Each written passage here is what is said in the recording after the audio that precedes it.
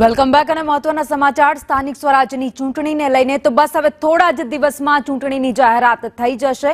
આગામી 3 થી 4 દિવસમાં ચૂંટણીની જાહેરાત થાય તેવી શક્યતાઓ છે।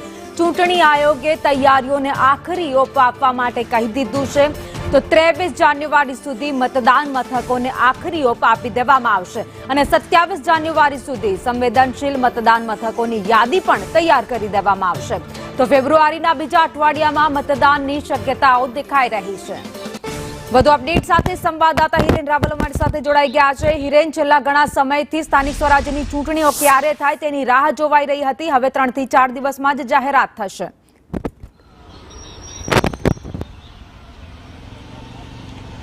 રાજ્ય ચૂંટણી આયોગે તમામ તૈયારીઓ પૂર્ણ કરી દીધી છે, માત્ર ઔપચારિકતા બાકી છે।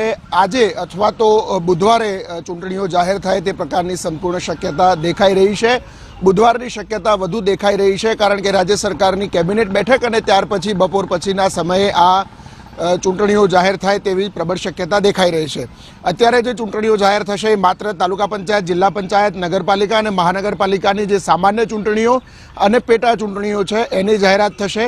ગ્રામ પંચાયતોની ચૂંટણીઓ હાલ જાહેર કરવામાં નહીં આવે અને આયોજન એ પ્રકારનું કરવામાં આવી રહ્યું છે કે બજેટ સત્ર 19 ફેબ્રુઆરીએ શરૂ થાય તે પહેલાં ચૂંટણી માટેનું મતદાન એટલે કે સંભવતઃ ફેબ્રુઆરી મહિનાના બીજા અઠવાડિયામાં 15 થી 16 ફેબ્રુઆરીની આસપાસ મતદાનની પ્રક્રિયા પૂર્ણ થઈ જાય અને બજેટ સત્ર શરૂ થાય તે પહેલાં જ આ સ્થાનિક સ્વરાજ્યની સંસ્થાઓના પરિણામો પણ આવે, જેની સીધી અસર બજેટ સત્રના પહેલા દિવસે વિધાનસભા ગૃહમાં દેખાય એ પ્રકારની શક્યતા અત્યારે દેખાઈ રહી છે। આજે મોટાભાગે ઔપચારિકતાઓ છે એ પૂર્ણ કરી દેવામાં આવશે। 23 જાન્યુઆરી સુધીમાં તમામ મતદાન મથકો એની ભૌતિક ચકાસણી અને એની યાદી તૈયાર કરી રાજ્ય ચૂંટણી પંચને આપવાની રહેશે।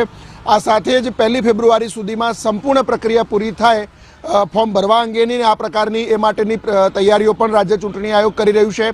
પ્રાથમિક મતદાર યાદી જે છે તે આવતીકાલે પ્રસિદ્ધ થશે અને એની સાથે જ મતદાનની ચૂંટણીની પ્રક્રિયા શરૂ થશે।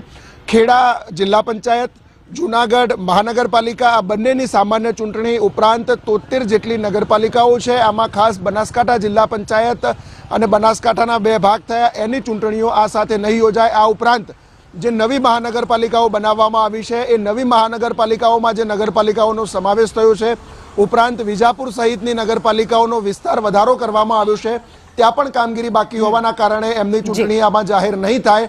બાકી રહેલી જે ચૂંટણીઓ છે એ જાહેર થશે, જેમાં અમદાવાદ અને સુરત કોર્પોરેશનની પણ એક વોર્ડની બેઠકો છે એ પણ આ સાથે જાહેર થશે। સોમવાર એટલે કે આજે અથવા તો બુધવારે કોઈ પણ સમયે રાજ્ય ચૂંટણી આયોગ આ ચૂંટણીઓ જાહેર કરી શકે છે। સંભવતઃ 16 ફેબ્રુઆરીએ મતદાન અને 18 ફેબ્રુઆરીએ મતગણતરી થાય એ પ્રકારની શક્યતા દેખાઈ રહી છે। આભાર માહિતી માટે।